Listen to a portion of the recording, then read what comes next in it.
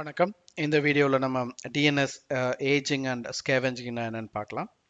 So இந்த DNS ageing and scavenging பற்றி புரிஞ்சுக்கிறதுக்கு முன்னாடி ஸ்டேல் ரெக்கார்ட்ஸ்னால் என்ன அப்படின்றத தெரிஞ்சுக்கணும். ஸோ ஸ்டேல் ரெக்கார்ட்ஸுங்கிறது என்னன்னாக்கா ஓல்டு ரெக்கார்ட்ஸ், அன்வான்ட் ரெக்கார்ட்ஸ்.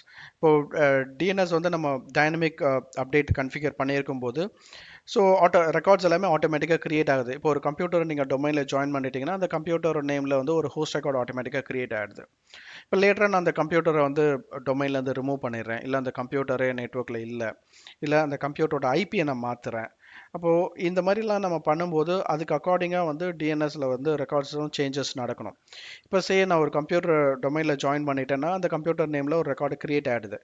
லேட்டராக அந்த கம்ப்யூட்டரை வந்து நான் ஃபார்மேட் பண்ணிட்டேன். அப்போ அந்த கம்ப்யூட்டர் நேமில் ரெக்கார்ட் டிஎன்எஸில் ஸ்டில் இருந்துகிட்டே தான் இருக்கும். அப்போ அந்த ஓல்டு ரெக்கார்டை வந்து ஐடென்டிஃபை பண்ணிவிட்டு அதை ரிமூவ் பண்ணணும். ஸோ இப்போ இந்த கம்ப்யூட்டரை நான் ரிமூவ் பண்ணிட்டேன், இல்லை ஃபார்மேட் பண்ணிட்டேன், ஆனால் அந்த கம்ப்யூட்டர் நேமில் டிஎன்எஸில் இன்னொரு ரெக்கார்டு இருக்குது. இப்போ அந்த ரெக்கார்டு தான் வந்து stale record. So old record are unused records, இதை வந்து ஸ்டேல் ரெக்கார்ட்ஸ்னு சொல்கிறோம். அப்போ அந்த மாதிரி ஒரு ஸ்டேல் ரெக்கார்டை ஃபஸ்ட்டு ஐடென்டிஃபை பண்ணணும். ஐடென்டிஃபை பண்ணதுக்கப்புறம் அந்த ரெக்கார்டை வந்து டேட்டா பேஸ்லேருந்து ரிமூவ் பண்ணணும். அப்போது இந்த மாதிரி ஓல்டு ரெக்கார்ட்ஸ் ஆர் அன்யூஸ்டு ரெக்கார்ட்ஸை வந்து ஐடென்டிஃபை பண்ணணும். ஸோ அந்த ஐடென்டிஃபை பண்ணுற ப்ராசஸ் தான் வந்து ஏஜிங் அப்படின்னு சொல்கிறோம். ஒன்ஸ் ஐடென்டிஃபை பண்ணியாச்சு, அதுக்கப்புறம் அந்த ரெக்கார்டை வந்து டேட்டா பேஸ்லேருந்து ரிமூவ் பண்ணணும். இந்த ப்ராசஸ் தான் ஸ்கேவெஞ்சிங். ஸோ ஏஜிங் அப்படின்றது ஸ்டேல் ரெக்கார்ட்ஸை ஐடென்டிஃபை பண்ணுற ஒரு ப்ராசஸை வந்து ஏஜிங்னு சொல்கிறோம்.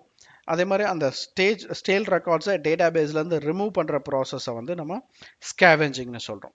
So that's all about the ageing and scavenging. And bye bye.